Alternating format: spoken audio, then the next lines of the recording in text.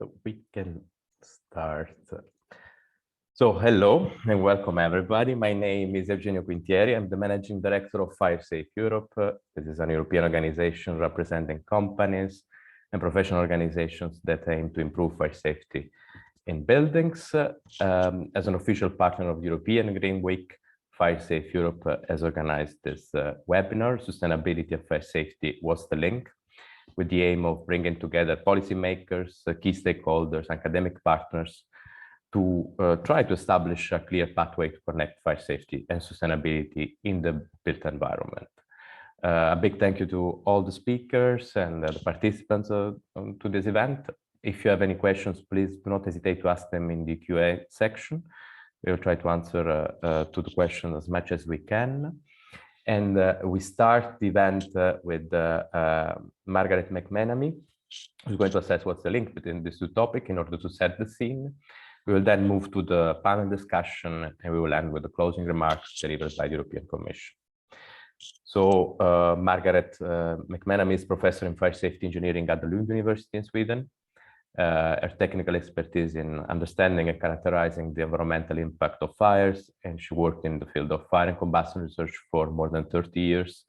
Margaret has more than 110 international publications, in addition to over 40 technical reports in the field. And with Brian Mitchum, she has co-authored the key research paper, Fire Safety Challenges of Green Buildings and Attributes. So, hello, Margaret. Hi, Eugenio. Hello, nice to Margaret. be here. Thank you very much. So we are glad to have you with us so that you can show your perspective on these two topics. I know that you have a presentation. Please do not hesitate to share it so that we can start.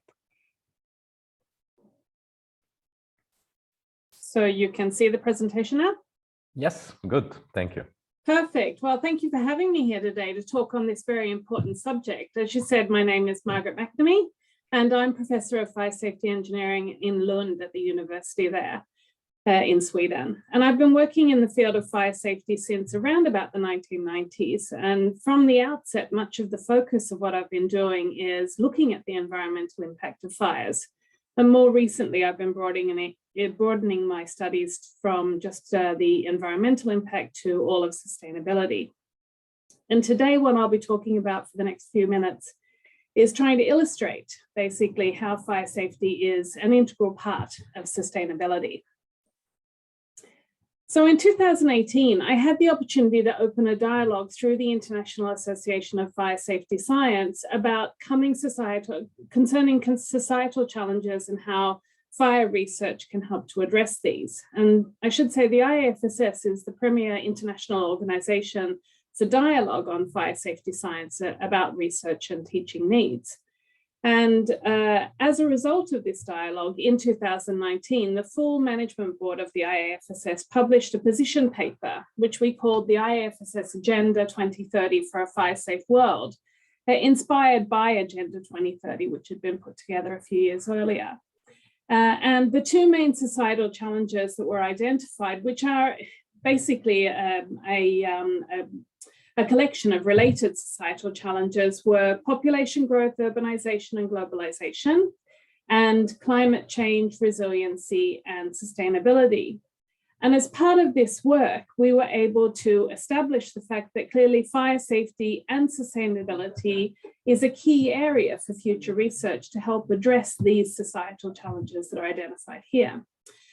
And so I'm going to be talking about why fire safety is an important part of sustainability, just as the fact that sustainability is something that we need to be thinking about when designing for fire safety. But before I go into that in too much detail, I think it's good to start by defining what do we mean by sustainability.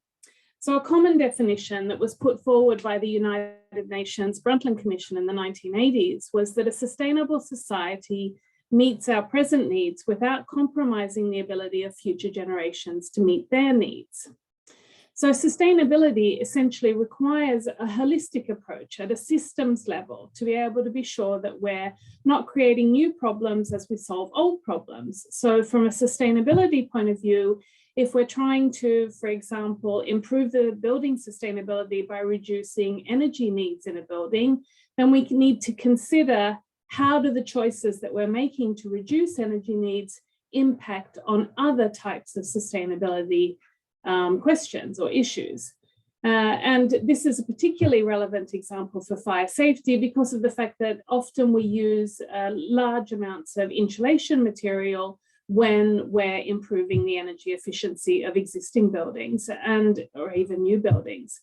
And this can have fire safety implications. So when I began working in this field, essentially sustainability and environmental safety were seen to be largely synonymous. But since the Agenda 2030 and other documents that have been discussing sustainability have been put forward in recent years, then we've come to realize and accept, I think, in the sustainability community that sustainability is much more than just environmentally friendly. And in fact, we typically see sustainability as being comprised of the three dimensions that you see in this figure: economic, environmental, and social sustainability. And these multiple facets of sustainability are necessary to consider when we're trying to make sustainable products or sustainable materials. So I think that fire safety clearly relates to all three of these different facets. And I'm going to spend much of the rest of my presentation here talking about how fire safety has an important connection and important potential impact on each of these dimensions of sustainability. So let's start with environmental impact of fires. Now, often when we speak about how fires impact on the environment, we're thinking in terms of the emissions associated with fires. So emissions of species through the fire plume or maybe through contamination of soil and water. But these are really only one part of the environmental impact of fires, and they're what we typically would call the local impact of a fire. But to fully understand what the environmental impact of a fire is, we need to also look at the whole life cycle of the product or material that we're considering, and to think in terms of not only the local, but also the global environmental impact.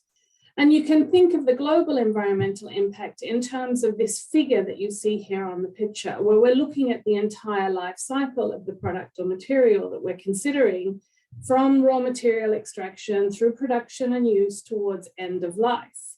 Now, in our product or material, during their use phase of their life cycle, they may be involved in a fire, for example. And so the fire, the emissions from the fire, the response to the fire, other things like that can all have an impact on the overall global impact of that product or material. Further, the fire itself will change the end of life strategies associated with that material or product. So not only the emissions from the response in terms of runoff water or contaminated soil, but also things like the replacement and so on of the material that's involved in the fire. And I'll talk a little bit more in detail about this moving forward. So we've established now that there's both a local and a global environmental impact from the fires, which is going to impact on the sustainability. If we're talking in terms of emissions, these have importance both for the local and the global environmental impact. And we can basically summarize them in terms of these three different categories: emissions to air, emissions to soil, or emissions to water. In terms of emissions to air, then the majority of all the fire emissions that are first created are often created as part of the fire plume.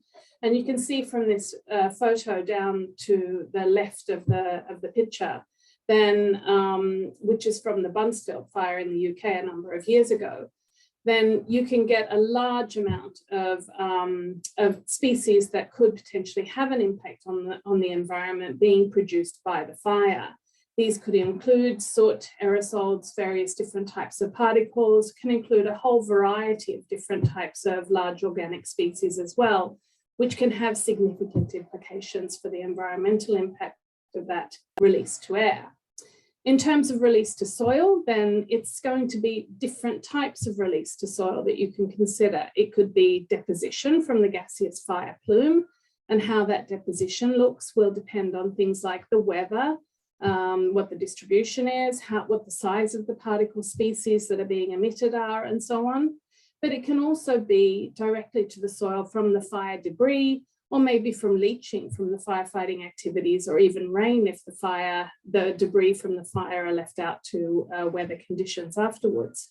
And what the distribution looks like in that case is going to be very heavily dependent on the local geology, as you can see from the figure here.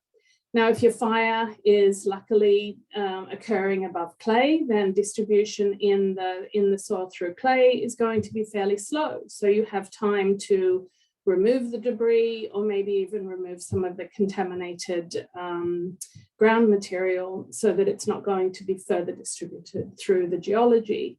But if your fire is above, say, sand or gravel, then you're going to have to respond much more quickly, and there is going to be a risk that you can have significant distribution of toxic species through the ground. And then the final distribution is through water, and this could be surface or subsurface water. This is one of the distribution channels which is particularly problematic because of the fact that you can distribute toxic species over very long distances, for example, through a river or something like that, and you can have great difficulty controlling what the environmental impact of that may be. And we've seen numerous different types of accidents occur historically, which have shown all three of these different types of emission pathways and the impact that they can have on the environment. It's also important to remember when we're talking about emissions to soil, for example, if the toxic species actually come into the groundwater, then there is a communication between emissions to soil and emissions to water as well. So the emissions, we could agree, definitely have significance in terms of the environmental impact of fires. But I started out by saying that there is a global impact, a global environmental impact as well. And there it's important to apply life cycle thinking. You saw the circular figure, which was from raw materials through production, use, and end-of-life strategies. And we can also look at what the various say carbon dioxide equivalents of those kinds of processes are, and put them into a bar chart like this kind of a diagram we see here. And in this case, if we're looking at a building, in this specific example, we've had water which is being used to extinguish the fire, and we've made an assumption that both the building itself and its contents will need to be replaced after the fire. Then we see actually from a global point of view, the replacement of the product of the building and the contents is a significant part of the overall environmental impact. And in fact, recently in Sweden, firefighters are now being educated in terms of both the local and the global impact of the firefighting strategies that they have, in order for them to be able to make good tactical choices so that they're minimizing what the environmental impact of the fire and their tactical response to that fire may be, in recognition of the importance of this aspect as well. So far, we've been discussing the environmental impact of fires, but recall sustainability was comprised of three different dimensions. So the second dimension I'd like to talk a little bit about is economic cost of fires. There are direct economic costs in terms of loss of materials and products and so on, but there are also a lot of indirect costs that are associated with fires. Could be loss of business, loss of status, the cost of environmental remediation, and many other aspects as well. And we need to take this into account if we're going to understand as well what the implications of fire safety may have on sustainability. The example that you see here on this slide is actually of a fireworks manufacturing plant incident that happened in Kolding, Denmark in 2004. The photo on the top shows the actual fire underway, where you've got explosion of fireworks and you've got a large scale fire that's occurring. And then the photo down the bottom shows what happened or what it looked like after the fire took place. Now, this actual facility was located close to a residential area in a very small community. The aftermath of the fire resulted in a firefighter dying. It resulted in 70 people having to go to be hospitalized for various amounts of time. 20 houses were destroyed, over 350 buildings were damaged. and more than 2,000 people in this small community were evacuated as part of the response to the fire. The total cost was estimated to be in excess of 100 million euros. And that's only the direct costs associated with the fire. The challenges to the community based on the impact that it had on this small community, both as an employer and in terms of the community's own identity, are things that are very difficult to estimate what the actual cost is.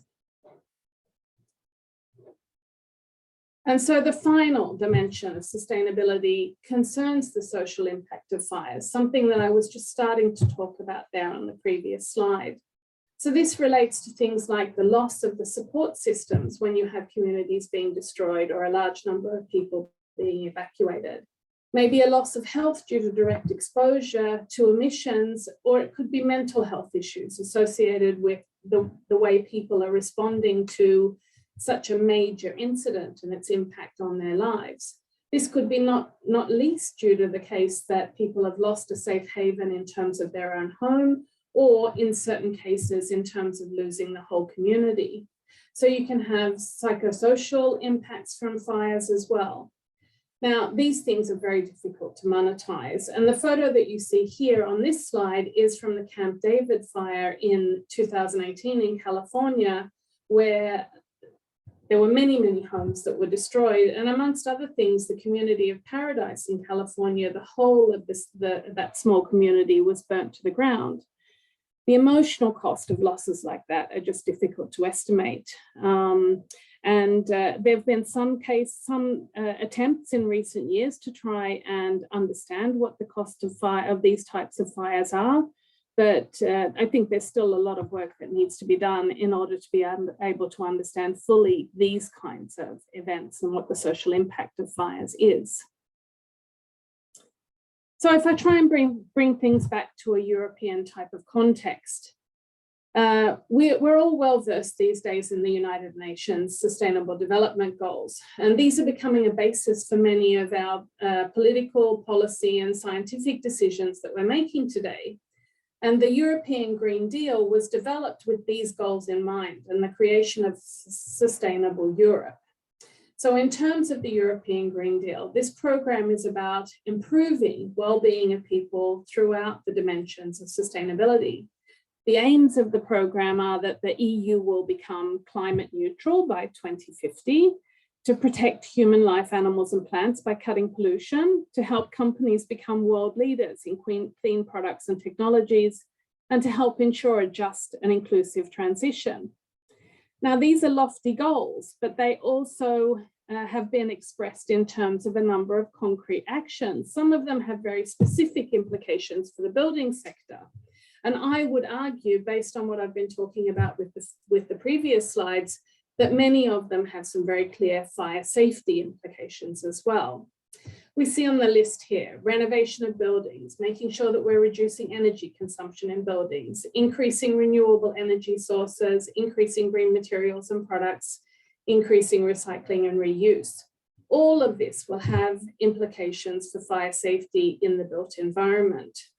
I would also say that protection of human life is about much more than cutting pollution, and buildings that are not safe, I think, are not sustainable either. So I only had a few minutes to talk here today to try and set the scene for the interesting panel discussion that we're going to be having in a few minutes. Now, I hope that I've been able to make the case for the fact that fire safety is integral to sustainability.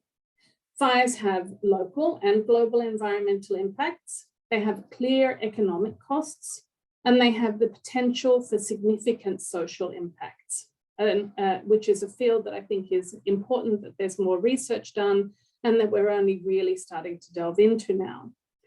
Building solutions need to be viable, equitable, and bearable to be sustainable. And this is only going to be possible if we can balance environmental, economic, and social needs when we're designing now and in the future.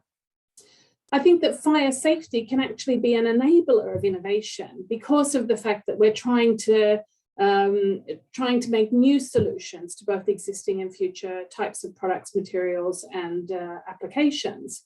So if we leverage the multifaceted approach encouraged by the study of sustainability, then fire safety can help us to make sure that we're creating more sustainable, not less sustainable buildings in the future. But fire safety and sustainability need to go hand in hand. As I said at the outset, fire safety is an important part of sustainability, just as sustainability needs to be a consideration when we're designing fire safety. Thank you.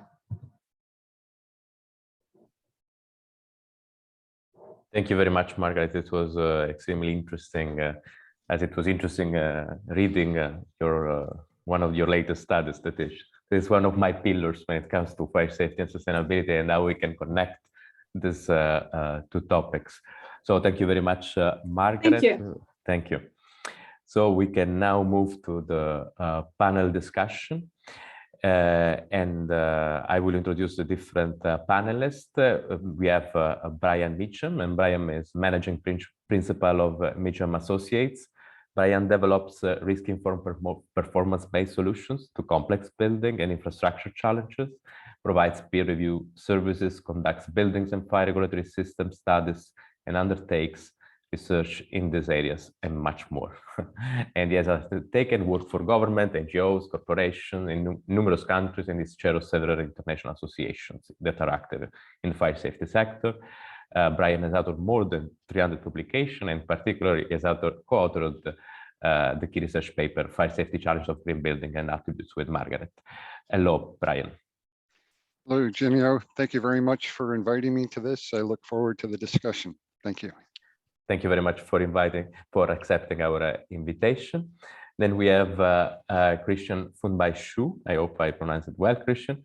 And Christian is head of advanced product development at the Danish Institute of Fire Security Technology, DBI.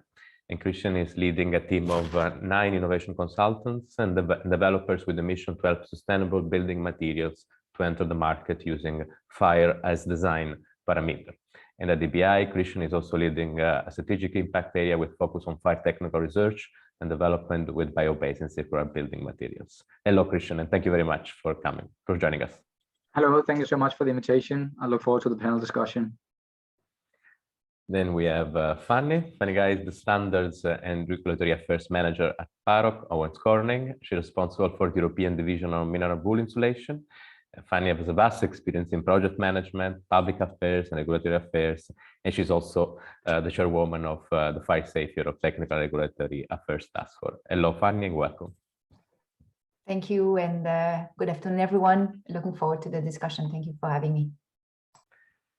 Then we have Josser Melke, that with a construction engineer background. Josser is a marketing and communication director, Western Europe at Knauf Insulation. She leads a multicultural team in the fields of strategic marketing, innovation, business intelligence, digitalization, and communication. And she's also the chairwoman of the Fire Safety Communication and Public Affairs Task Force. Welcome, Josser. Thank you, Eugenio. Thank you for having me today, and good afternoon to everyone. Thank you, Josser. Then we have Heikki Vanhanen, who is a policy officer in the construction unit in DG GROW since 2019, and is responsible for the fire exchange platform that we know well, that aims to stimulate exchange of experience and best practice amongst member states on the important topic of fire safety. Welcome, Heikki. Thank you. Thank you very much for having me, and good afternoon to everybody.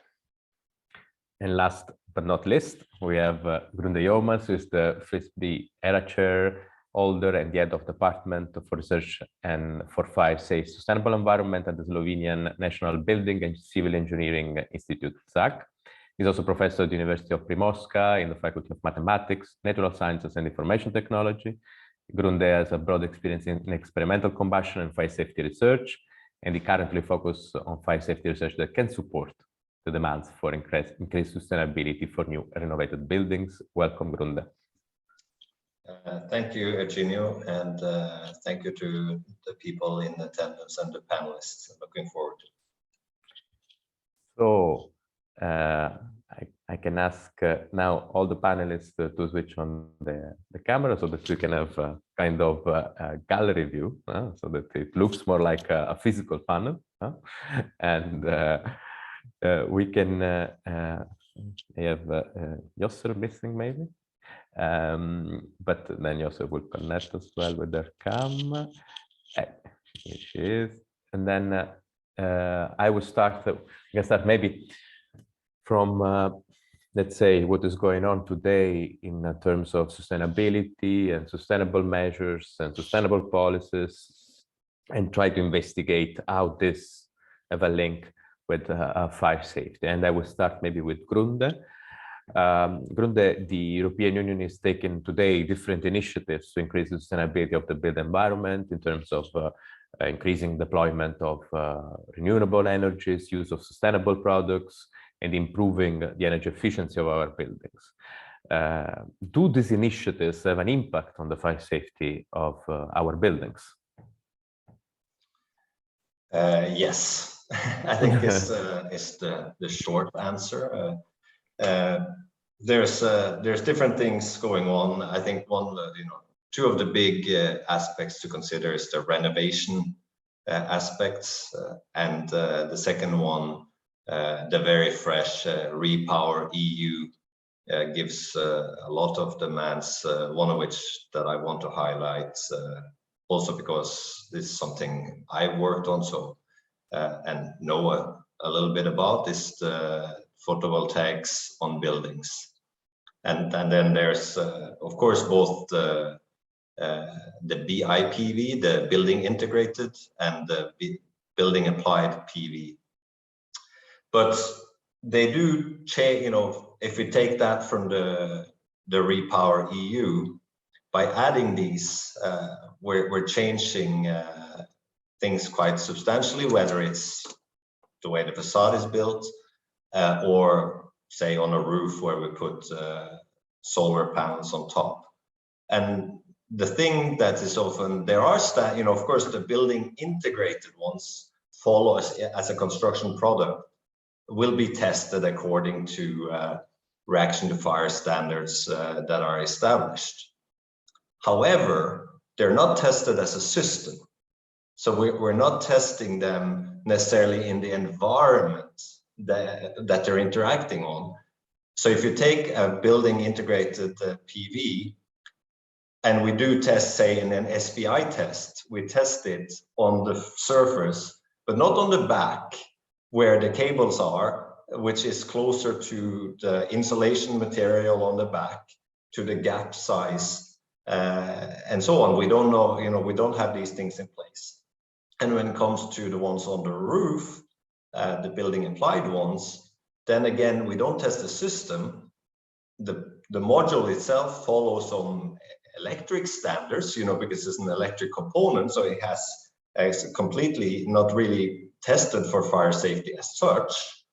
And then we don't test the system. I know that in the US, FM Global, it's been pointed out to me last week in conference, they do have some standards, but still, I think there's plenty of room on the bottom. And one of the things that, again, I think is very important, if you take the Repower EU, with goals already in 2025 and 2029, that the standards are lagging at this point, and knowing the time it takes for standards to come in place, particularly with national annexes and so on and so forth, we're probably going to be in the 2030s before these are in place, and then we already have all of these materials on the buildings.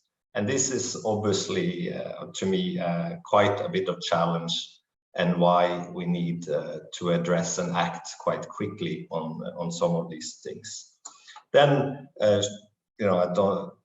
there's also, of course, in terms of, you have the timber and wood, bio-based material, equally very fast development. And then also you have, in terms of insulation materials, I think in the renovation, I think we still have a long way to go. There is a new standard on the way to be a combination of the BS 8414 and the SP Fire 105 and so on. But again, that's probably not going to be really in place and fully stamped into the 2030s. So this, I think, is one of the main points for me, that we're moving too fast, or faster than we can assure that the science and the knowledge and the testing is in place to document and verify the safety that we, of course, would want to have in order for the buildings to be safe. And that's going to the sustainability. So we have this driver for the sustainability, and we want to be part of it. But if fire safety is not included, and we have no measures of how to include it, then there's a conflict of one just being a driver and the other one just being a participant. And this is, to me, dangerous. If we don't, if we talk about, say, life cycle, we want to look at everything, and then we actually, again, just look at things in silos. Thank you very much. I think.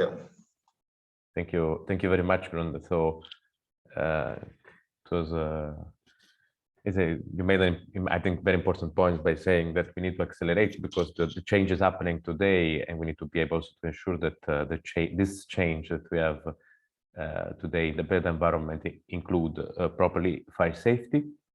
On another maybe topic that is also related, I have a question for Christian. Christian, today the European Union, as we saw, is accelerating when it comes to transition to a low carbon and circular economy, especially in the construction sector. We see the European Green Deal, the circular economy action plan.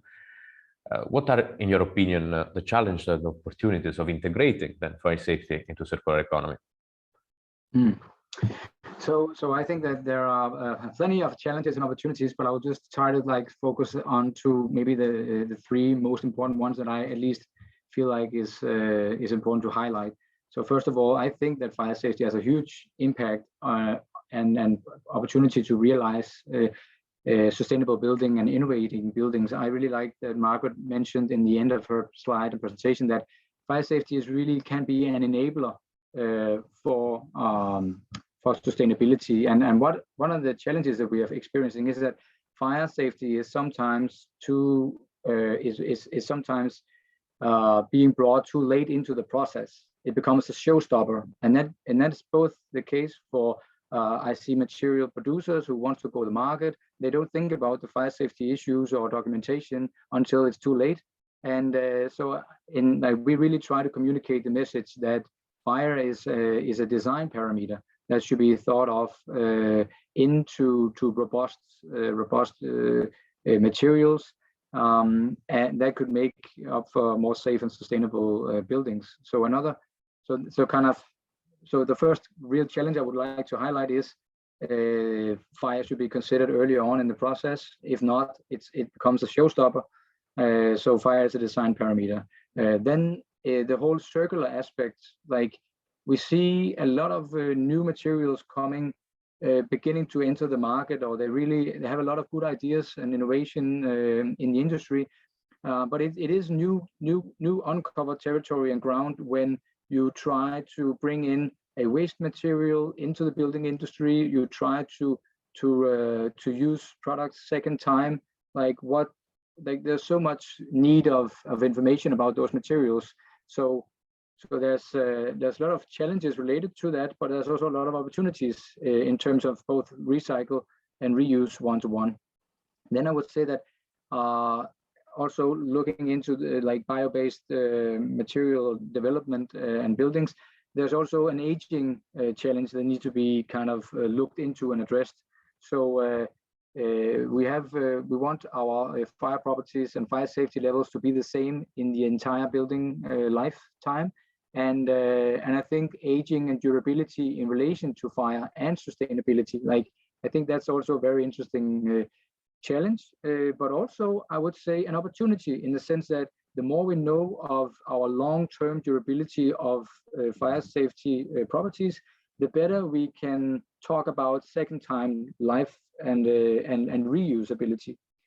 So to kind of say, if I should then, that was the challenges. If I should highlight opportunities, I would then maybe pick at one thing is to create better opportunities for the industry producers to go to market with like sustainable materials that is either built on either they are made on waste or reused or to some extent circular in some way or the other. But at the other time, we also need a building industry that can adopt these materials. And I think that if we are leaning towards only prescriptive solutions, like we're not changing anything, then we will just build as we did yesterday. And I think that if we really want to push the agenda on transition into more sustainable buildings, we should do something different. And I think that actually there's a huge potential in more, I would say, performance-based design of buildings. So that's kind of, we want to raise the bar of what is possible to build and design within fire safety and sustainability. But we also want to lower the bottom level, like in the sense that we also want to one thing is to make these very ambitious landmark projects that are like very expensive, but we also want to make room and way for the normal housing industry and in construction industry. So that's where I see there are very opportunities. Yeah. Thank you. Thank you very much, Krishna. It was very interesting, and we will go back also later on, maybe on the performance-based assessment. I now go to Yosser. Yosser, so we need to accelerate. We need to do more from all sides. But do you also believe that the construction industry has a role to play in delivering the solutions that preserve the environment and the other pillars of sustainability for future generations that are at the same time are also fire safe? How can we do that as an industry? Definitely, Eugenio. As Professor Margaret explained earlier, green buildings are designed and are there to protect the environment, but we also have a societal objective in keeping a human being safe from fire. And this is why we need stronger cooperation across the whole value chain to deliver solutions and systems that are sustainable in a holistic manner. That's why, as a chairwoman of Fire Safe Europe, Public Affairs and Communication Task Force today, I call upon all interested stakeholders from the building industry and the construction world to get together and start an open dialogue to connect sustainability in the building industry on all its pillars, the society one, the environmental one, and the economic one. And that's key to deliver this transformation in the building industry that Europe is starting. Good. And thank you, Yosser. I think when it comes to cooperation, there is also another thing that I think Grunde touched upon earlier. It is about, and also Christian in a way, it's about the information that we have on fire safety and sustainability. So when we talk about information, we talk about data. And I think from the side of Fire Safe Europe, we believe that data are crucial in order to make public informed to make informed decisions when it comes to public policies. So I will maybe turn to Brian and ask you, Brian, because by reading your report that you co-authored with Margaret, you write that to obtain a good sense of the extent of fires involving green or sustainable materials, systems and features of buildings, it will be helpful to have robust fire incident data. Where do we stand on data today? Yeah, thank you. That's really an important question. For me, data remains a significant challenge for fire safety in general, but in particular as associated with green building attributes. In general, many countries lack robust fire data collection systems, at the basic level, and even those with good systems, many are not effectively able to keep up with technological changes and therefore are missing data on technologies such as photovoltaic systems, building integrated photovoltaics, energy storage systems, let alone the changes that come in construction materials and systems, including facade, insulation systems, and more. So our research showed that this can be the case, that, you know, even in England and the US and elsewhere with robust data collection systems, the systems themselves are not keeping up with the technologies and the attributes. However, that's not to say that no data exists. You know, we did find data on fire and photovoltaic systems, for example, from England, Germany, Italy, as well as the US and elsewhere. Data from England, Germany, and Italy looked at the causes of fire, such as component defect, installation errors, and the like, and also reported on trends over periods of time. Not surprisingly, the number of fires increase over time, and this makes sense as more PV installations go in. However, if you look at the data, Italy seems to have more fires than Germany or England, and sometimes there's differences between the installation versus product defect, but we lack the data to really know what the differences are between countries. What are the differences between the technology? Is it the connection of the technology to the building? Is there something with, you know, the electrical safety aspects, or is it the fire performance of either the PV systems or the buildings? So without that data, and Grunde talked to this, we really don't know what the driving factors are.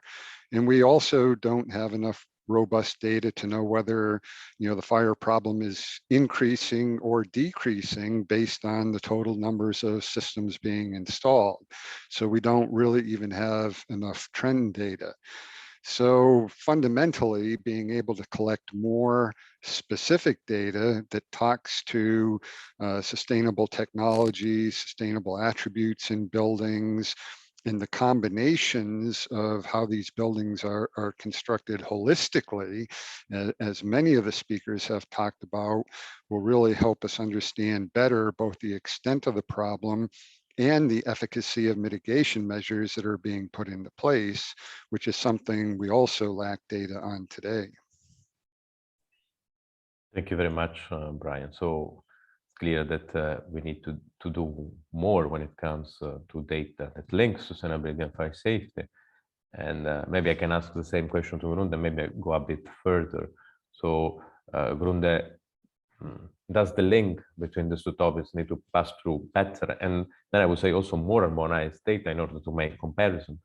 And then this step that we could make together in terms of having better data could help the integration of fire safety into sustainability indicators. And what are, in your opinion, the opportunity and challenges of this?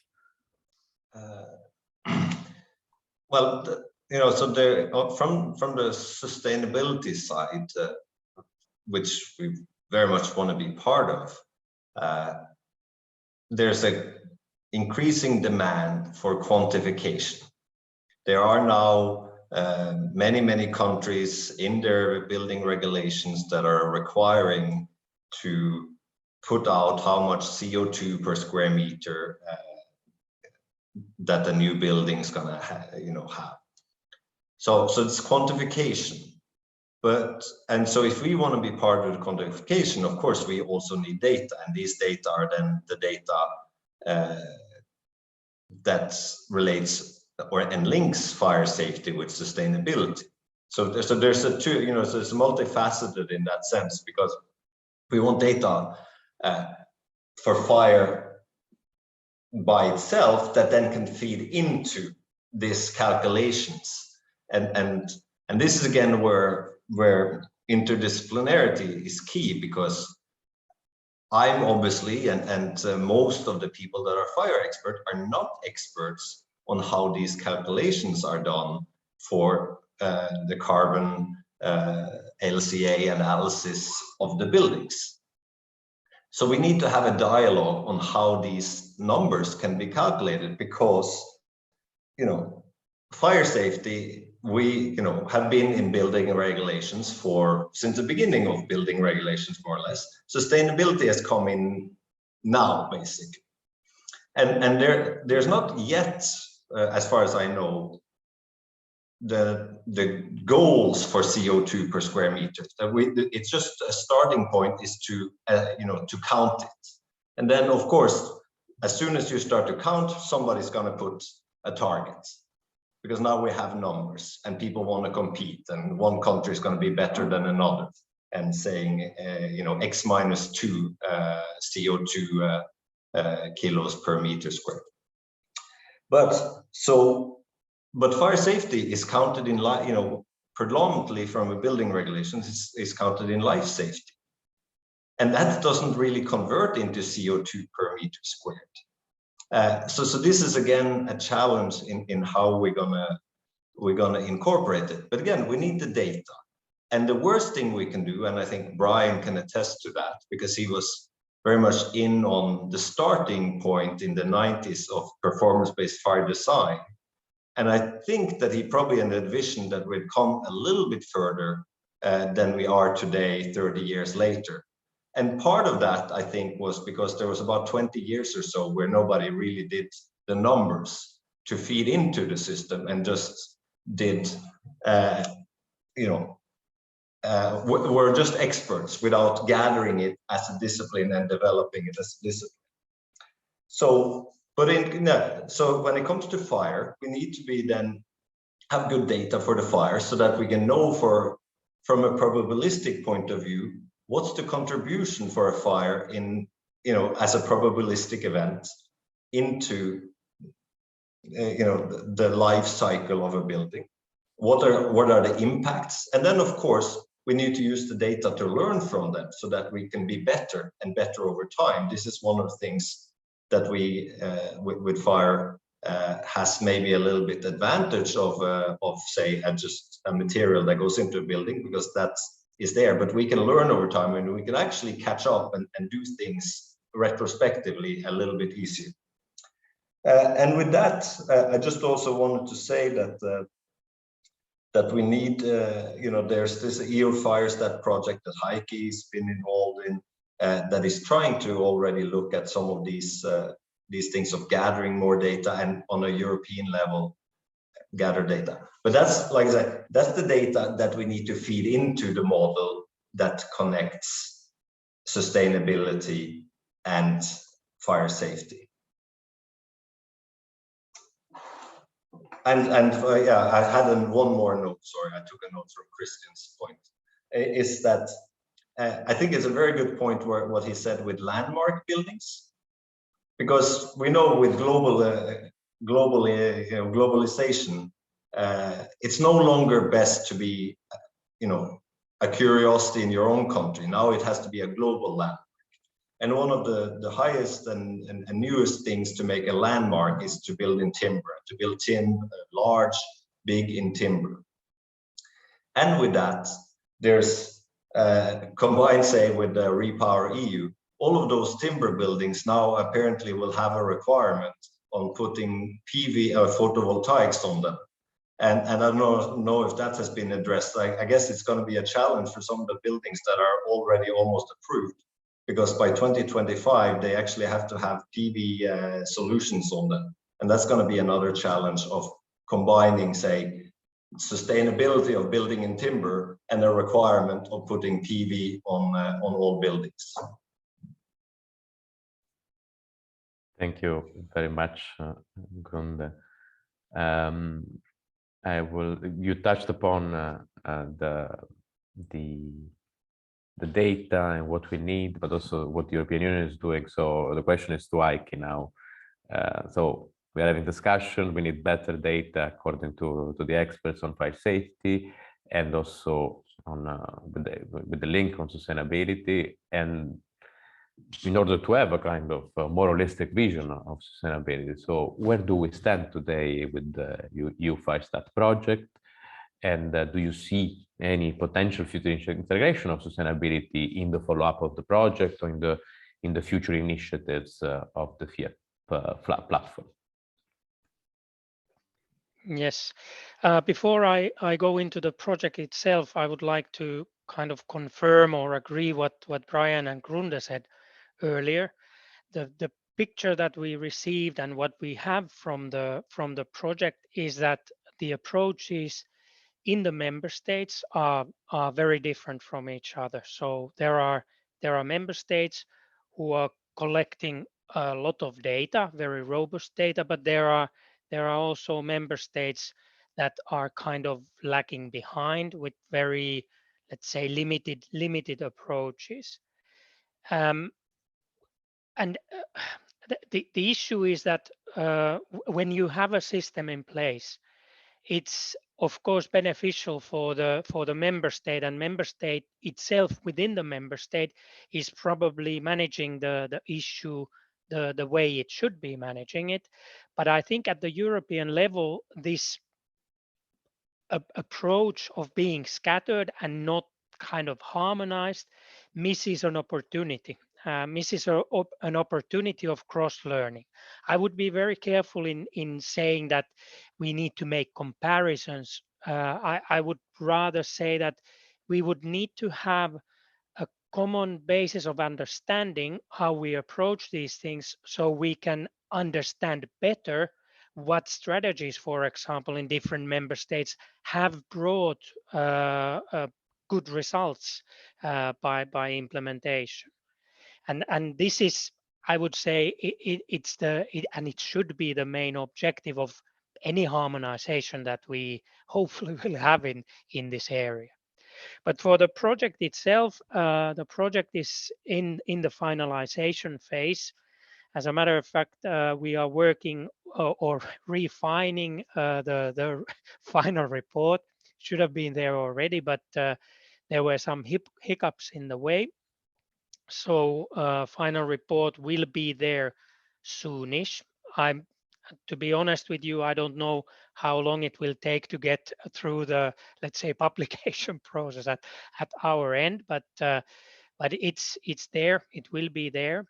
And in the meantime, I would already invite the people who are interested in going to the project website, and to because there is a wealth of information available already. The consortia made task relevant reports of their different, let's say, work packages, and this basically contains already all the information and knowledge that has been gathered and put together in the project. I can maybe put the link to the chat or provide it otherwise after the meeting. Let's say the approach that the project had was that first of all, the consortia took a look at what already exists, and then another important input was at what is needed by the member states, and from that they came to a kind of a cluster of indicators that seem to be the most important for the harmonization, at least at the moment. But their proposal in the final report is not to dump everything at the same time on the member states to start collecting, I don't know, 30 or 40 indicators at the same time. Their proposal will be to kind of start with some set of indicators and then further on develop it and expand as we go along. And I think this is an important aspect in their proposal, because there is, now I'm putting my regulatory hat on my head, there is no legal base for EU to regulate and say that now member states, you start from tomorrow on, you will start collecting these pieces of information. So the need and the willingness has to come from the member states. On the other hand, I must say, we also looked at the, let's say, the availability and the willingness of the member states to contribute to this kind of development, and the results in that respect are very, very promising. So For the indicators, I think what they have in the report and what will be presented, I think many of them already have at least a kind of indirect link to the sustainability issues, and now not only environmental sustainability, but also to economic and social dimensions of sustainability. But it's going to be only part of the picture. So probably some additional information will be needed, but this is something that needs to be integrated into development. If the, let's say, step-by-step approach is chosen at the end of the day, of course, then it's because the member states will be the ones implementing it. They also, of course, have a say what information they need and what they want to have.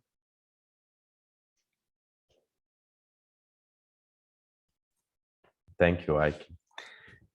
I have different follow-up questions, but I will keep it for maybe for later. But good, Brian. So we are still working on data, but it's clear that we lack data. What can we do? And it was something that already came up in the discussion. Do you think that a robust risk and performance assessment method could help to better connect fire safety and sustainability? Then if we go a bit more specific, what about fire safety engineering and the opportunities given by digital construction, building information modeling? Could this solution help? Yeah, another great set of questions, thanks. And both very big topics. Well, I'll try to take each and keep it relatively short for now, but for me, fundamentally, I think risk-informed, performance-based fire safety engineering can be a great way to balance fire safety objectives with all building objectives, including sustainability. If we think about the way regulations have historically been developed, whether they're more prescriptive-based or even performance-based, it's in a siloed nature. And that way, the people focusing on energy provisions and energy design focus on those systems. People writing the regulations or designing facade systems focus on the facade attributes relative to the building exterior envelope. And fire provisions typically focus on structural resilience to fire and life safety. But buildings are systems of systems. They need to work holistically. And as we've talked about, when you start integrating photovoltaics, energy storage systems, which can create potential sources of ignition, combined with different building materials and systems that have different fire performance characteristics, you can have this inadvertent opportunity to set up either competing objectives or unintended consequences by the combination of these materials and systems in a way that the writers of the regulations, the developers of the standards, or the engineers of the building hadn't really contemplated. So if you really start thinking about a risk-informed performance approach, you can really lay out all the objectives for the building, understand the performance expectations of the materials, the systems, and the operation of the building, and integrate that into a design. And I think you can come up with a more holistic, sustainable, and fire resilient design of a building. And don't be wrong, this will take data too, but we can start at least with the data that we have, and there's a lot of treatments we can use for the uncertainty as part of a probabilistic or a risk-based approach to get us started in a more uniform direction. And I think, digital design tools such as BIM can play an important role in this, since when you think about BIM, building information management systems, it's really about getting the properties of materials and systems integrated into these design packages. So for example, if we're looking at, designing an energy storage system into a building, if you have the materials and the properties of that system, the dimensions, the energy storage capacity, the materials, where it's going to be, and you also have the information in the system that it's associated with the proper fire protection, maybe what is an appropriate suppression media for energy storage systems, given the battery challenges, and then the compartmentation. Now you have the data in the system on the component, on the fire protection, on the energy side, all tied together, that's available to the whole design team. And that's really missing now. We have attributes of BIM that's good for structure, good for mechanical, electrical, energy design, maybe not so good on the fire design yet. So we're missing that opportunity to link them up. And the other thing that this does is it gives that, golden thread of information about the performance of the building throughout the life of the building. So it's not only for the design team, it's for the building operators. And then as you go through the building's life, the fire service has access to that data if they need it in response to a fire in an energy storage system, on the 16th floor of a mass timber building. All of that is available as part of their knowledge to help them out. So, risk-informed, performance-based design is really an opportunity here, and we can move forward quite a bit, and then taking advantage of BIM and other technologies that help us manage all of that information to achieve a good holistically working building will really help us to get to more sustainable and fire resilient buildings. Thank you very much, Brian. I think personally believe digitalization can help a lot, talking about the latest point, especially when it comes to having digital twins and a kind of holistic assessment of the impact of the renovation works on fire performance. But I will stop there. Thank you very much for your answer. I will now go more, I would say, towards the market, and I will ask maybe Fanny. Fanny, how do you see this link between fire safety and sustainability? We have heard, from the side of the data indicators, but what is the answer of the market? How the market sees this integration? Do you see this integration at Faruk? I would say that it's still a bit of a challenge. I would say that sustainability, we see the market is asking for us, the producers or manufacturers, to provide with solutions that are sustainable. We are looking at our processes as well, and the fabrics and everything. So basically, the movement that we see at the moment is really like we have a huge pressure, of course, as manufacturers to start answering that demand, both on our operations, but also on our product, which is really great. However, like everybody said in the panel already, we see the market moving really fast. And of course, in some areas faster than others, I should say. But in the meantime, we are looking into these solutions with really excitement. But PV panels and timber building, as we talked about, are some of the solutions that we're looking at, because we want the zero emission buildings, we want new source of energy, and that's what we're looking at. But where's the fire safety? I don't see it that much. I see that the market is moving very fast, but we lack still some research on what's going on with these new technologies, these new materials coming up. And we have a risk here, I see. And I think it's a bit of a shame, because it should go hand in hand. And it's not only the market moving fast and the solutions that are getting in there, but it's also regulations and standard, as it was mentioned, very, very slow. And as you know, even though we are trying to get as much harmonized standard as we possibly can, because it's much easier for us producers to handle, it's almost impossible to have a standard that will cover all possible combinations of what's existing in the market today as well. So this is a huge challenge.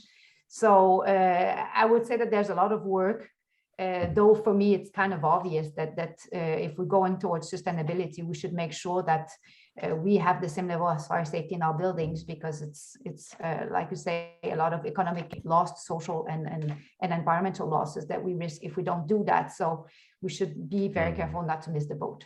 Yes. Absolutely. I think, Fanny, you touched upon one important point, which is the importance of the client demand as well. And I think their sustainability and fire safety share the importance of awareness for the client that has to choose the solutions for tomorrow that have to be sustainable, and that means also fire safe. And Yosser, maybe another perspective also from the market, how do you see from your perspective, from Knauf Insulation, how do you see the link between these two topics? I'll take it in two parts, Eugenio.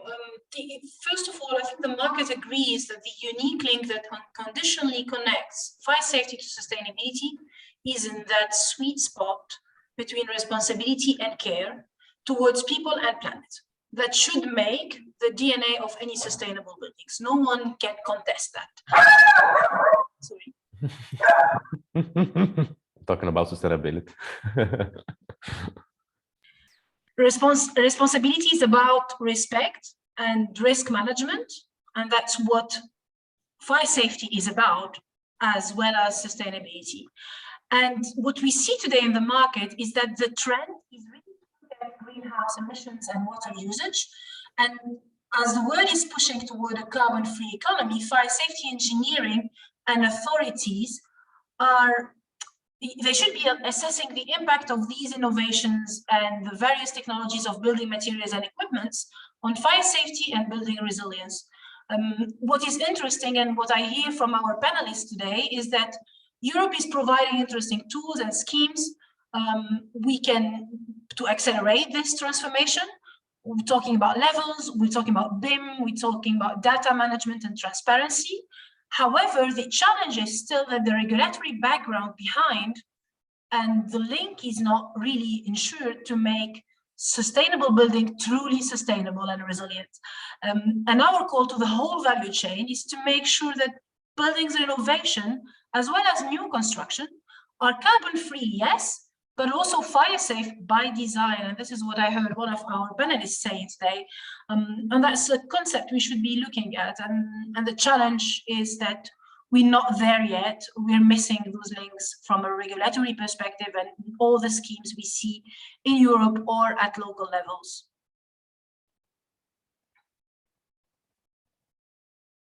Thank you. Yes, sir. Then I may be always staying maybe on the market. I can try maybe to ask Christian, how do you see from the side of DBI the perception of the market when it comes to fire safety? So are the clients coming to DBI demanding sustainable solutions that are also fire safe? For example, and what should we do to better connect these two topics? So yes, so as everyone has mentioned in this panel, there is a huge push and a focus towards a sustainability focus, which is basically has increased the desire to break the status quo in the building industry. Like, so nobody wants to build as they did yesterday. Like, and that basically is my experience, that it goes to architects. They want to draw new stuff. They want to design buildings no one has ever seen before.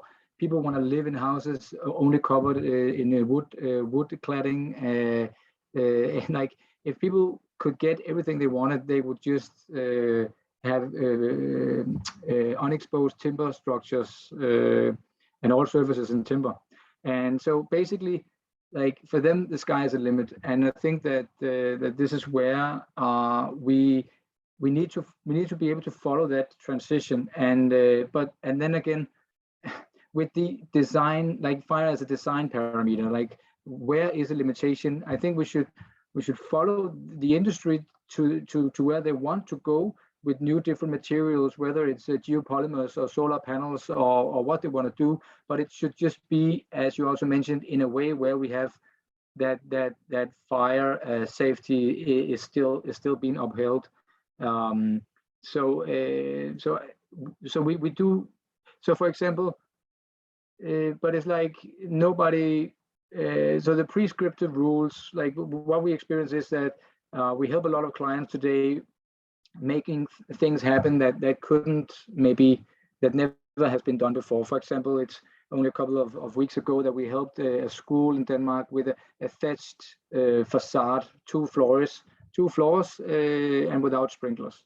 So like, how did that happen? And that was only because we did a lot of fire tests, showed how it did with the, and that was not a standard fire. That was a 4 by 4 meter test with wind from the side, and like where we have experts going in and evaluating what is safe and what is safe for this specific building. So I think that when we see the traditional material producers and trying to change their materials into more CO2 friendly, but we also see the people that are entering into the new market only with the idea of like, now we're going to build in this waste material. They have to start from scratch, but they need to need to help them to follow that path of documenting so that they could fit into the prescriptive rules, because like everyone wants to be easily adopted into new buildings.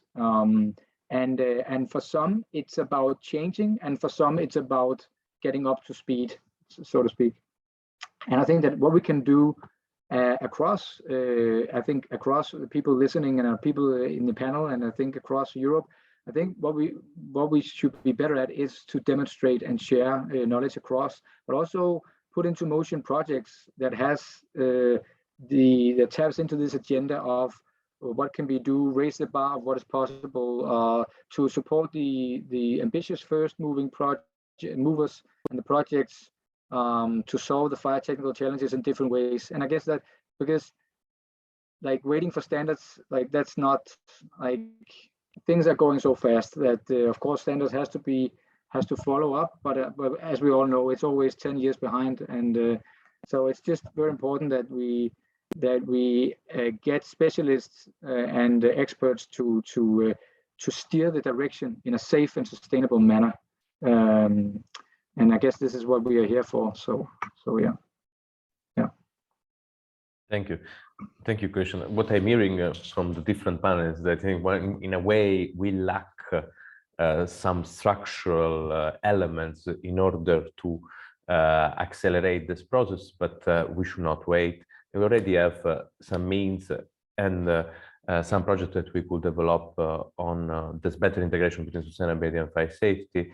And I think there is also the will of cooperating with everybody that is interested on the topic in order to accelerate and move a bit faster on this. So I would like to reiterate also what Josef was saying earlier on this call for cooperation. We can now move maybe more towards the role of the European Union. And I think here it is important also because we are discussing at the European level. So I think we need also to better assess what we can do at the European Union level. So I also saw some questions in the question and answer section. If you also have other questions, please do not hesitate to ask. We will have time to address them. So IKE, sustainability. It seems to be a crucial pillar of this proposed revision of the construction products regulation that the European Commission launched in March. What is the place of fire safety in all of this?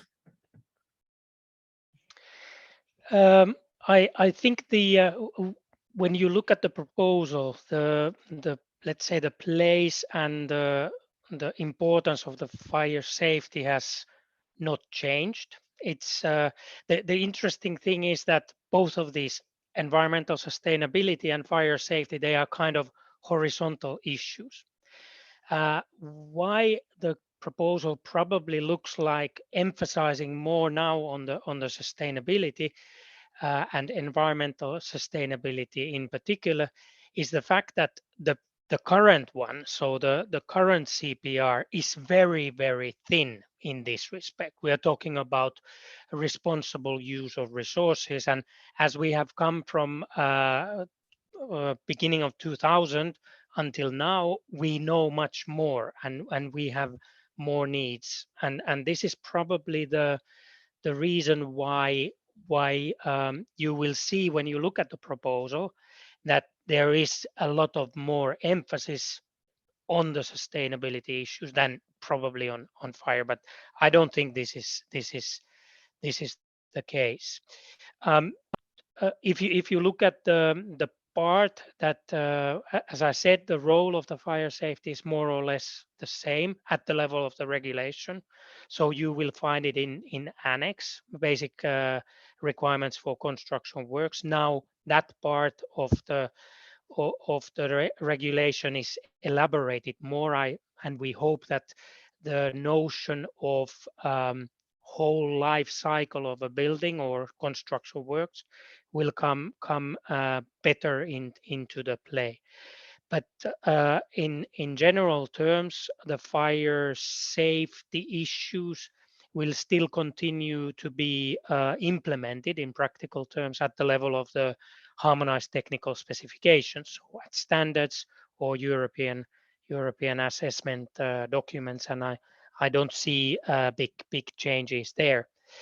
The issue that we have here, and a little bit coming back to what was said earlier, is that the understanding and the knowledge, although I completely agree, there are gaps in that as well, but there is a tradition for fire safety. So we know that you have to look into reaction to fire, you have to look into resistance to fire, you have to look into exposure to external fire sources, etc., etc. So this is already known, and we have tools for that.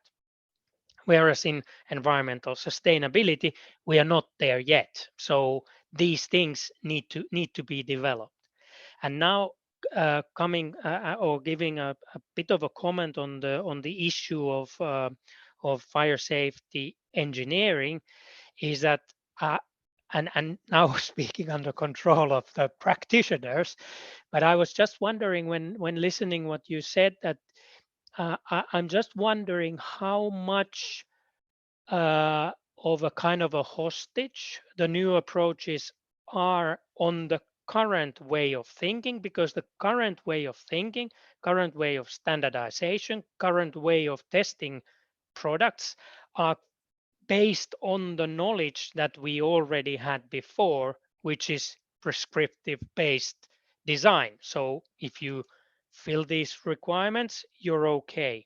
And this is not something that that fire safety engineering can use. So my question would be, maybe at the later stage for people who know these things better, is this to any extent an issue for getting better and more information about the fire behavior of products themselves? Maybe if someone wants to pick up, I don't know, Brian, if you want to pick up on this already so that we can give an answer. Yeah, I think there's a couple of things here, and you know, this is certainly worthy of more discussion, but part of the challenge is, you know, the regulatory structure and the standards making structure is siloed. So it's built up looking at specific things, for example, you know, the fire, you know, performance issues in terms of reaction to fire and so forth. But buildings are not individual systems and components, they work together. So the performance attributes, as we're trying to understand those, has to be integrated to the building. And I think, you know, my own ideal view is that the regulatory structure needs to adopt more of a socio-technical systems approach that is holistically looking at these different attributes, and then the standards would be multi-test oriented so that you're picking up the holistic performance in the, you know, example of the building. And we might even take, you know, for unique and large buildings, kind of the safety systems approach that, you know, aircraft or industrial facilities take, where we're looking at, what are the issues that could occur, and how in the design and the regulation do you manage those going forward? So if we know what the carbon contribution would be from individual components, we might then also know what it would be if it, burns and would add more carbon, and we could set up a more holistic set of metrics that would be the sustainable and resilient concept. I think would be a really interesting area of research, but I don't, I would like to see the regulations and standards go that way, but people like Grenda and Christian and others have a lot of work to do to move us into that position. Thank you, Brian. And Fanny, so let's go to maybe the crucial question: what the European Union could do more when it comes, in your opinion, to sustainability and fire safety to better connect these two topics? Yes, thank you, Eugenio. I think that the challenge here has always been, and I think every time we speak with the Commission, we have that point, is that fire safety regulations are a national matter. And I think Heike mentioned that as well. So you cannot do or force a member state to do anything in that sense. Though we see a lot of regulations right now with the Green Deal, the Renovation Wave, the Energy Performance Building Directive, the Energy Efficiency Directive, all of those, they have a huge impact on fire safety, and there's a real opportunity here. And we've been trying to get fire safety, for example, in the Energy Performance Building Directive. We have it a couple of places, but it's really little, if you ask me, if you permit me to be a bit honest here. And there's a thing there, is that we've been talking about a European fire safety strategy for some years, and not only Fire Safety Europe talked about it, but also the organization, and I think some members of the parliament have talked about it too. So I mean, the European Commission, I see them still as a pillar. They have huge influence on what the member states are going to do in the future. And I think they do have the place to promote that a bit better. So if we would have a European fire safety strategy, at least to give some guidelines to the member states, so you're not forcing anything on them, but you're trying to direct them a little bit more, I would see that as a very positive step. And I think that would be something that we could do, an initiative report or something like that. So yeah, that's my short answer on this one. Thank you, Fanny. Then maybe I have a last question for Ike, and then I will open a bit the floor to Q&A and other comments. I have a last question for Ike, and it's the one, we know that you are preparing the future FIEP platform, the fire exchange platform. So do you think that, for example, this connection with these two topics, fire safety and sustainability, could be something of interest for the future work, and also for the different industry stakeholders, member states, and European Union institutions on which we could work together? How do you see this? Well, yes, as you said, the FIEP will be picking up pace again soonish. So we are preparing the next things, and we will be continuing with the kind of the modus operandi will be the webinar kind of exchanges.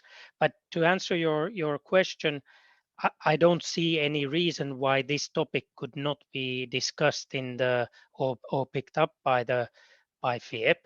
Of course, it's an important issue, and if there is an interest to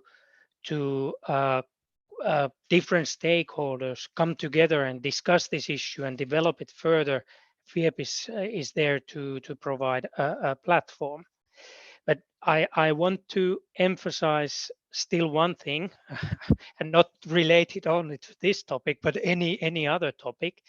The FIEP is what the name says. It's Fire Information Exchange Platform.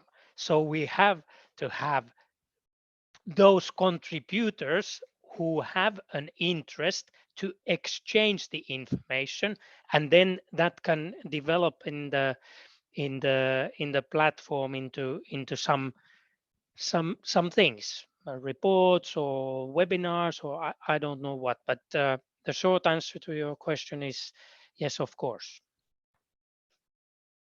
Fantastic. So thank you very much. I don't know, I think Margaret, she's still connected. If Margaret can join us as well, so that we have the full set of people. And I will now go to the Q&A and select some questions, but I will leave it to you now, if in case you want to comment on anything that you have heard from other panels, and if you don't have the possibility to comment on, please feel free to all of you, so if you want to comment on specific aspects of what we have discussed today.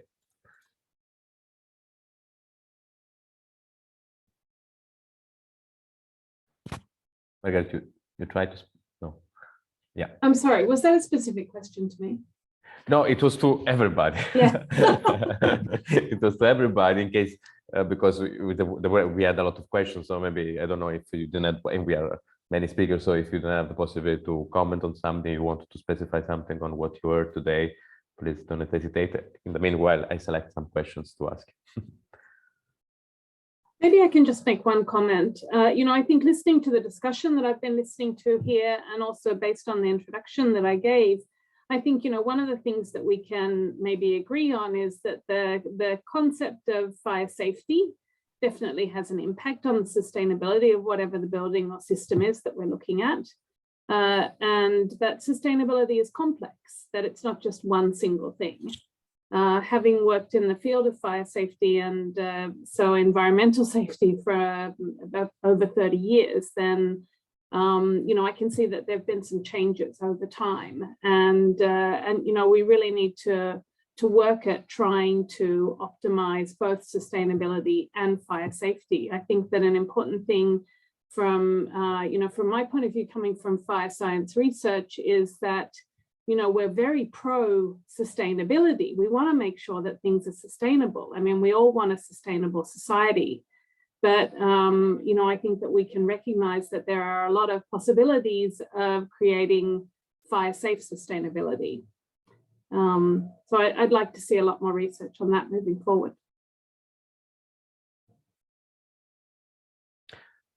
No. Yeah, Christian, please. Thanks.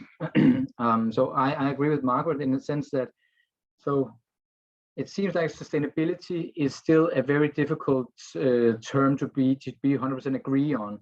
But I think that fire safety is more easy to agree on, and I think that fire safety, it seems like that fire safety is kind of you're either in or you're out.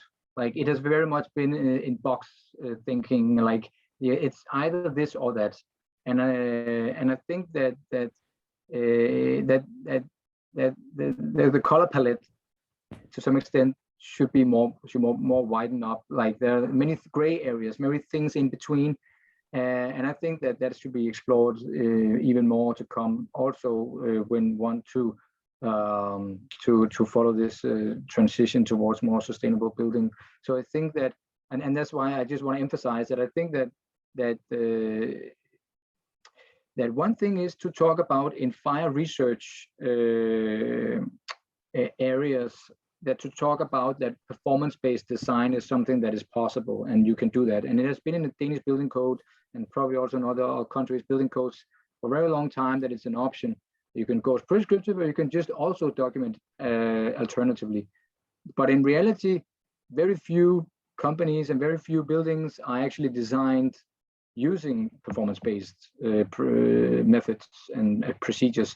And if you ask many fire safety consultants, at least here in Denmark, like they say it's an option, but they don't know how to actually do it in reality.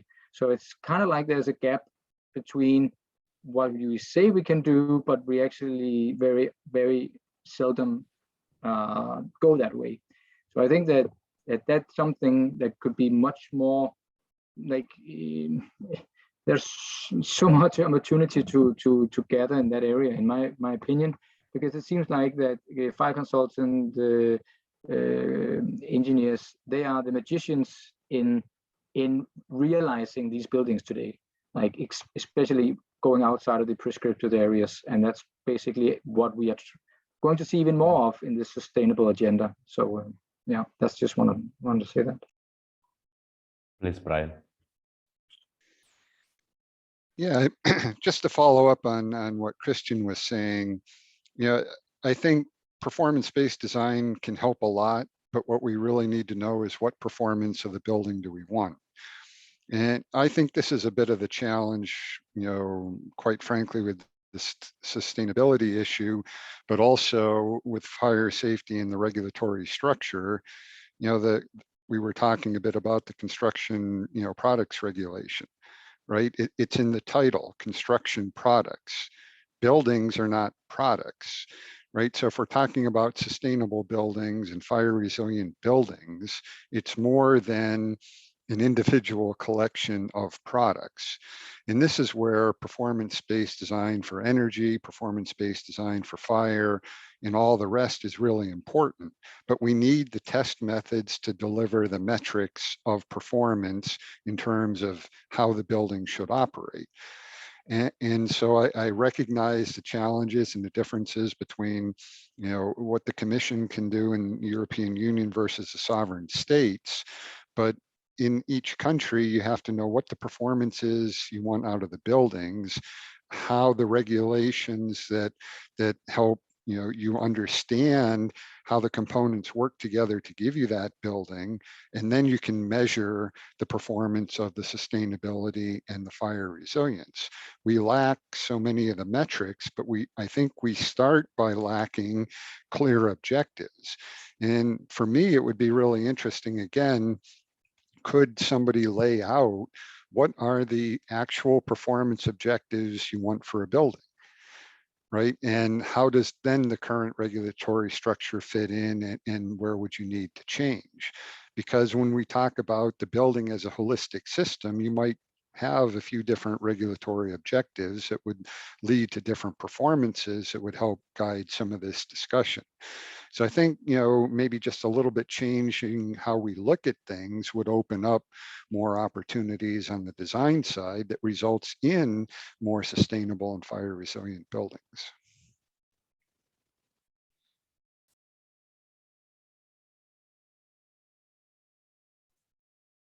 Thank you very much, Brian. I have a question from the Q&A, going a bit more specific from Quentin de Hutz. Hello, Quentin. So the question is, what should EU directives on renovation include for fire safety? And Quentin says, in his opinion, says 2 points. One is ensure a safety check for every renovation project, particularly on electrical installation in relation with PV, EV charging points, batteries, and etc. And second, ensure involvement of fire engineers, experts in any building or renovation project. The noise who wants to answer, but I can already give my answer to this. This is very much in line with our position on the revision of the current directives, and that's something that we will need. And that's a bit what also Fanny was saying as a basis, that we will need a kind of fire safety strategy then to, in a way, in a systemic way, integrate this kind of fire safety consideration to legislation without us and the active associations in the fire safety sector always kind of running behind legislation to flag the fact that fire safety is important. So that's a bit the opinion that we have, but I don't know if maybe anybody wants to answer on what we will need to have on EU directives to better include fire safety.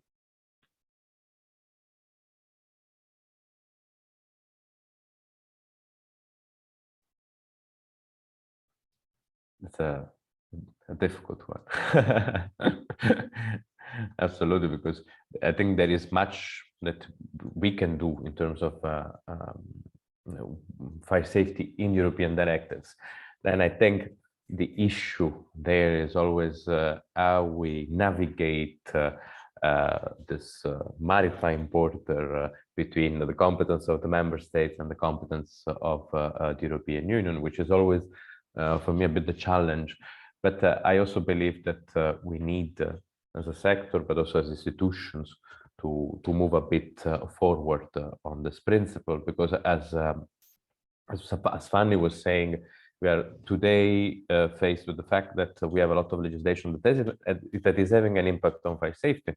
So the real question, are we still talking about an exclusive competence of the member states when the European Union is regulating on, in a way, on the fire safety of our buildings? And then when we need them to preserve the fire safety, we say, no, but there's a competence of the member states.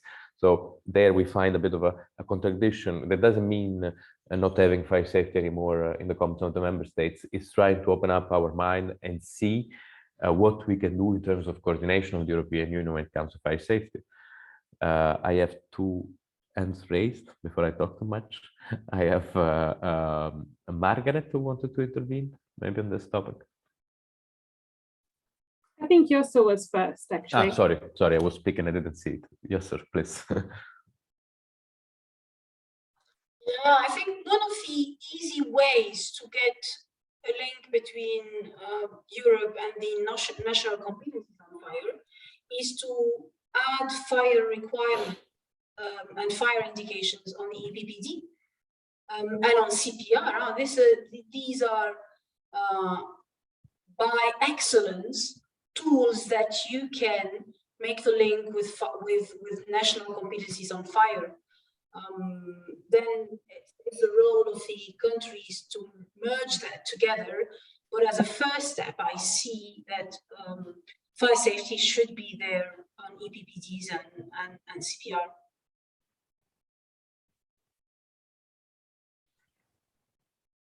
Thank you, Yossa. Please, Margaret. Thank you. I was thinking specifically of Kenton's question concerning reuse in buildings. And I mean, we're seeing a big wave at the moment, certainly in Sweden, which I'm most familiar with, concerning the push towards reusing much more material in renovation of buildings. And I mean, a lot of initiatives are underway trying to solve a number of the challenges that we have with reuse of material or products in buildings.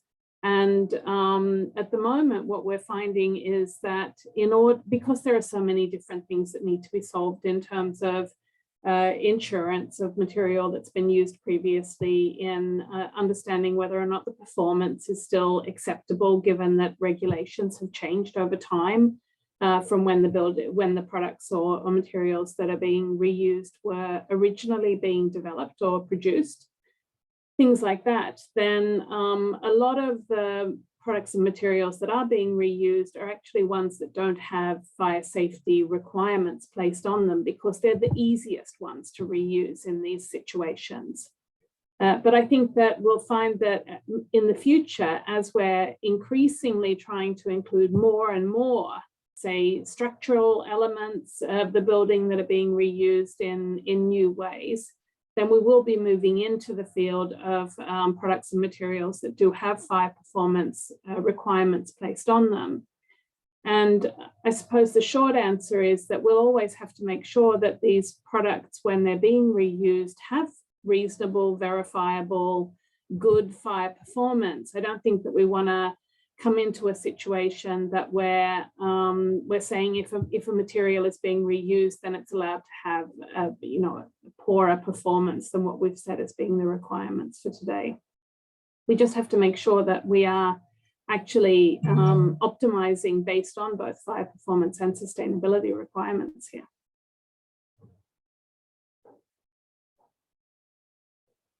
Yeah, that's a big issue for me to ensure that we boost the market of recycled and reused products, because what we hear from contractors usually is how we can be sure about the residual performance, whether it's fire performance or other performance of the products that we are gonna put again into the market. So absolutely. And then I have a question from Franklin from MBA, who says, what is the role of fire safety engineering and PFD in the sustainability discussion? Fire safety engineers should be given the charge to be responsible for fire safety design of a building and also during renovation?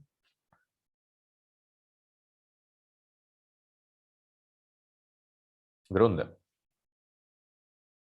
Yeah, I think that also links to some I saw in the written comments questions, also related to something to say mass timber there, if it wasn't been addressed, but one of the things is that there's obviously buildability will always be in the interest of owners, architects, investors, so on and so forth.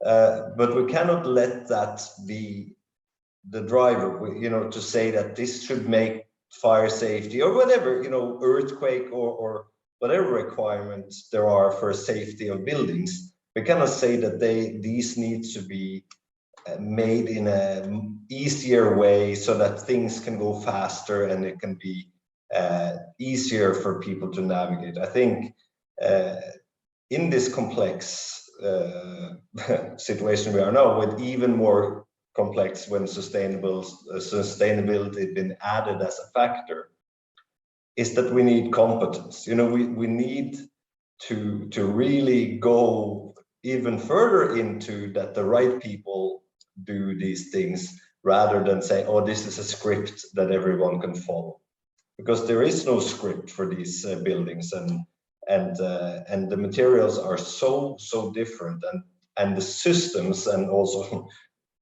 even communities, if you get into that, needs to be considered. And so I think it's the wrong way to go to say, yes, we're holding back fire safety, or you could say earthquake engineering or whatever. It's a showstopper, but it is not. But we need to be involved in an early stage, talk with stakeholders, as Christian has also mentioned, already at the product development, because if that's taken care of, then fire safety and other aspects are not showstoppers, but part of actually speeding up the process and making things available. So I think that it's really important that fire safety engineers are included, but again, and this route of make it easier for things to build things faster is a dangerous path. So I don't know who was first, Brian. Do you mind if I start taking the word? So I just want to follow up, Grunde. So I agree that at DBI, at least, we see that we also have like an educational role for like we are educating many of these fire technical consultants, but also that we help them out to do what they are supposed to do. So in Denmark, like we have certified fire safety engineers, and they basically lose their certification if they do something that is not within their what they are supposed to do, and that has just made them very terrified that they will lose the certification if they do something not following the book. But that also means that it makes them it cripples them, and we shouldn't cripple the market. And in Denmark, it has been like that even bike shed, small outside small huts or on private grounds needed third parties, fire safety engineer to do then it's maybe too strict. So it's kind of to find a way where we can allow buildings to be made, and the fire safety engineer is in a position where they know what they can and cannot do, and that they are following the right procedures. And I think that we really have an educational role also to put them to that task in this new reality, I would say. Yeah. I guess I'll jump in next, and thinking about many of the issues that we've talked about, the role of fire safety engineers from product development to the design, the balancing the objectives, and we talked a little bit earlier about kind of risk-based approaches as well. But you might be able to kind of think in terms of coming up with a risk-based classification system that looks at if you have, smaller, domestic buildings with limited construction materials and sustainability materials. The fire and sustainability risks are such that a certain level of qualification and competency and test certifications help you work on that building very simply. But as you move up in terms of the complexity of the building, in terms of the different energy performance, sustainability features, fire safety impact issues, now you're requiring fire safety engineers and others with a higher level of competency that understand the interactions at that holistic level would need to be involved in the project, whether new design or renovation. And that just comes back to really thinking about how do we want these buildings to perform at different levels? And as we increase the complexity and the challenge, why are we not requiring that we have an increased competency of those involved and an increased expectation that you might have to pay a little bit more to get that performance that you want because of the complexity that's there. So I think there's some ways to think about and to categorize the buildings, the complexity, the interactions to bring the need in line with the expectations of the building.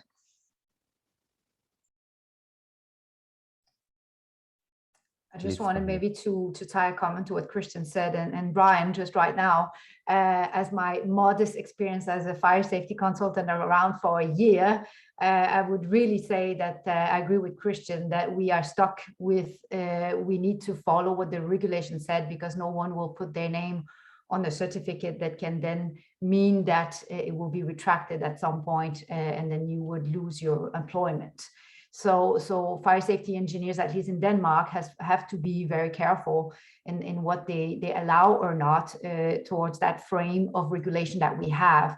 That said, the regulation is moving all the time, and we're getting more and more guidelines at the moment on the different type of buildings that can be built, because yes, we did have problems with bike shed that needed to go to fire class 3 and 4, and it demands a lot of cost. And I think Angelica also said something about this in the chat, is that either we want a new building or renovate. Often finding out that we need to renovate something to the standards of today is very costly. So when you add energy performance, fire safety, and all these new higher standards that we need to fit, the costs for this, the entrepreneurs, the contractors, the architects, they are struggling a little bit as well. So sometimes we're also faced with the problem that how can we cut the costs?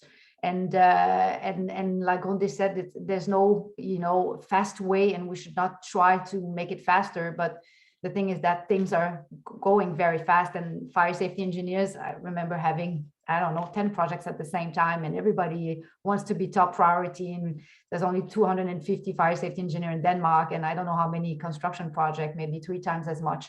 So everybody's running everywhere. So there's a lot of challenges with the fire safety engineering problematic, and it's not just going to be fixed and very quickly. So we need to see how we can get the knowledge into fire safety engineering. You need to the regulations, but we also need to kind of figure out how we can also adapt to the market and also do it in a way that it's not so costly that people would also want to take the time to follow the regulation properly.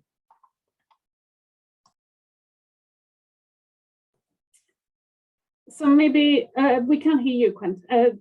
Sorry, Eugenia. Yeah, maybe I can jump in there.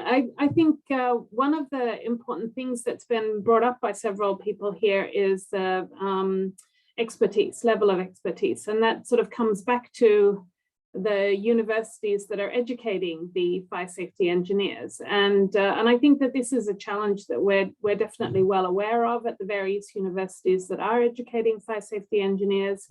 One thing I mentioned in the presentation about the fact that the Swedish firefighters have actually started an education initiative from the national level being sort of pushed down so that firefighters will actually understand the concept of both the local and global impact of fires and the choices that they're making and how that affects the local and global impacts.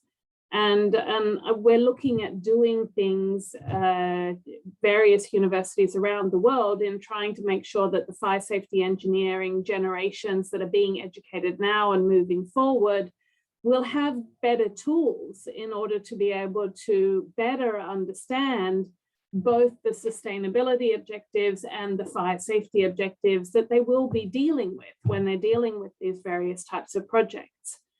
But I mean, we do have a lot of fire safety engineers around the world that are already working. And I hope that, you know, as part of, say, continual education and so on, we will have a possibility moving forward to make sure that we even can provide some of the tools that we're developing for the new fire safety engineers, for these existing fire safety engineers, so that we'll make sure that that sort of really makes its way through the whole of the fire safety engineering core, so that we'll have a core that is able to consider both of these objectives moving forward.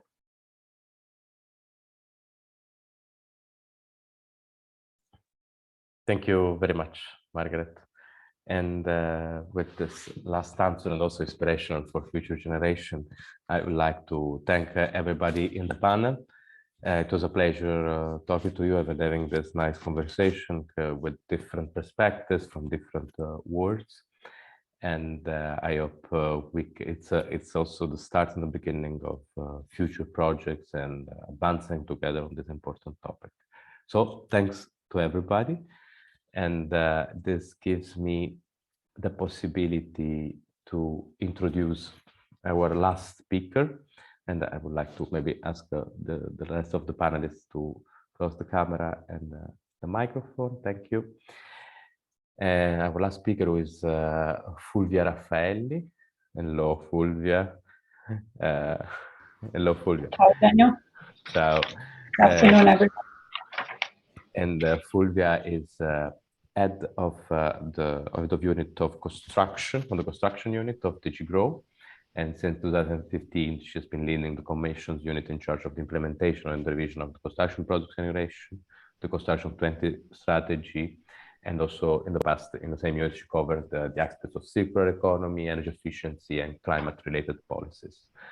So Fulvia, thank you very much. It's a pleasure to have you here today. I have a different hat compared to our previous discussions in the last years, but it's a pleasure to see you, and we are very eager to listen to you. Thank you, Fulvia. Thank you to you, Eugenio, to Fire Safe Europe for inviting me. I think it's always a pleasure to learning actually for the experts around the table. I was listening to you in the last for the last hour, more or less, and I found the conversation very, very interesting. I mean, it's difficult to close your workshop because you touched upon many different items, and I don't think it's here the role. It is sort of the case to repeat again why the sustainability is so crucial in the construction ecosystem, because I think it's now becoming even clearer than ever. I've heard that the sustainability concept is not always so clear. And I think that is not so clear because it's complex, and this has been said. It can be looked at from different angles. For a long period of time, the sustainability concept in buildings was led by the energy efficiency objectives. So for a very long time, we've been concentrating on energy efficiency as the only, let's say, parameters to manage within, to improve the sustainability of the buildings. Today, we are opening up and looking also to other parameters, including the circularity of the materials, including the possibility of using more sustainable or more circular materials in the envelope of the building themselves, and all more sustainable products into the renovation, and making a better use of the waste at that moment of demolition. So indeed, it is a very complex matrix, and the fire safety of a building actually is one very important component of the overall analysis and assessment that we need to have when building or when renovating a building. Commission has been working on sustainability from different angles. So we, of course, I'm sure you are aware of the Circular Economy Action Plan that we adopted in 2020, and the objective of looking at the objective that we set in the Circular Economy Action Plan of having an holistic approach to the sustainability, with the view indeed to address the issues in a life cycle approach, not to move one problem, one impact from today to tomorrow.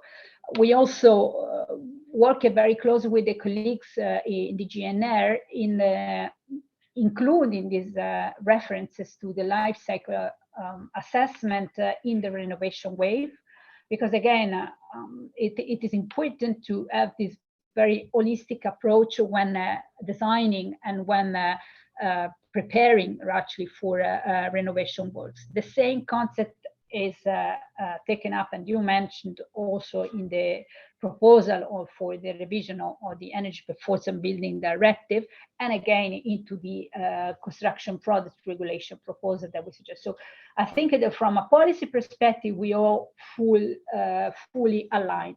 Now the issue is how all these bits and bits fit together, and now we can really inform actually and use this information to improve the quality of our buildings today and the safety of the buildings today. You mentioned during the workshop that having informed decision-making process, so having all data about the performances and the characteristics of the different products is important. And I think I would even say that this is a sine qua non. So if you do not have the right information about the construction products that you're going to use in your renovation work or in your construction work, then it's going to be very, very difficult to take an informed decision. And this is why actually we have, let's say, in the revision of the construction products regulation, we took the approach of integrating the sustainability part together within the existing more traditional part dealing with the functionality of the construction product, and including, of course, the fire-related performances. These are not separate, and this has also been mentioned, not separate objectives. We need to look at the trade-off and to try really to have the best data, best information on the performance of a product to be able to make the best choice at the point of designing. So it's true that the CPR is one element, is maybe not the best, but it's providing this common technical language that can really link the different phases of a construction work together and provide a solid basis for the decision making. What do we mean to make it functional? We need good test methods, and you mentioned it. We need good test methods. We need good data, and we need good, let's say, a way of communicating the data across the life cycle of the building. Fire safety is a very important objective, and of course it's the responsibility of the member states, but there are also, but by making, let's say, available or really creating the structure for having clear, reliable and transparent data on the performance and including on the fire performance of the construction product, we are offering a good basis for the design performance, for a design performance, for a performance based design of renovation and construction work afterwards. The work we're doing together with the member states in the context of the construction products regulation, current and future, is very important. You are aware, and Eki is our man on these files. We are very happy to have you on board and supporting us. We're also looking to the ongoing projects, the one we're having also with the European Parliament about simplifying and standardizing the way we communicate the data on fire safety. So we're looking at the fire safety as a very important element of the future sustainable built environment that we want to have and we want to ensure for our citizens. We want a building that is of quality, that is sustainable, and that is safe. All that has to be taken into consideration, and for that you need really to have a good structure, good and reliable information on that to support to build up your decision later on. Of course, the most sustainable construction is the one that is where the fire is not it doesn't take place, because of course this is a cheaper way, of course, from all perspective, and to avoid any environmental impact. So the prevention, the way we also detect and the early detection and early suppression of fire is also crucial importance. Innovation and work together on new materials that would at the same time having reduced or a minor impact, climate impact or environmental impact, while ensuring the same level of performances in terms of fire, is also crucial for delivering, let's say, on the future built environment that we want for all of us. Working with the member states and working with you, expert, is very important for us.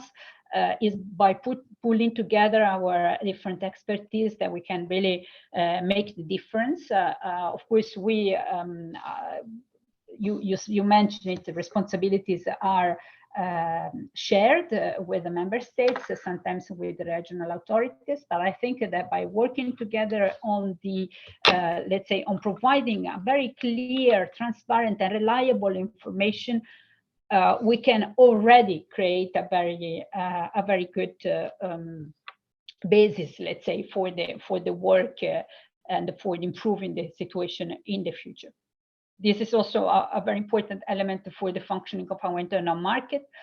The exchange of best practices across the national authorities for which we are providing a platform on the FIEP is also a very important element where member states and authorities can learn from each other with your support, and by bringing all these elements together, I'm sure we can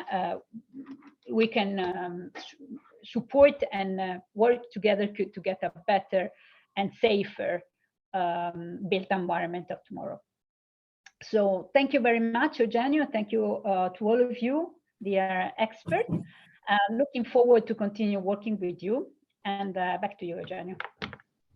Thanks a lot, Fulvia. It was very interesting, and I think on our side we are very happy to follow what you're doing and what you will be doing. On our side, it's important to cooperate with institutions, but also with all interest stakeholders, because we believe that we should, on many topics, we should be cooperating with everybody. Fire safety is a common issue. We are already kind of a niche sector, which is construction of the European economy, even if it's not that niche in terms of real GDP and impact that it has on our lives. But it's not always easy to pass this message politically. and we are here and happy to work together. Thank you very much, Fulvia, and thanks to everybody that participated. Thank you to our speakers, to our panelists. I'm happy to see them all again for one last time, and thank you to the participants that have been very listening and also asking relevant questions that brought us to the high-level discussion that we had today. And we hope that this is a start for projects together, for cooperation together, and policy calls together. Thanks to everybody. Thank you. Bye bye. Thank you. Thank you. Bye. Bye. Thank Bye you. bye. Thank you. Bye, everyone. Bye bye.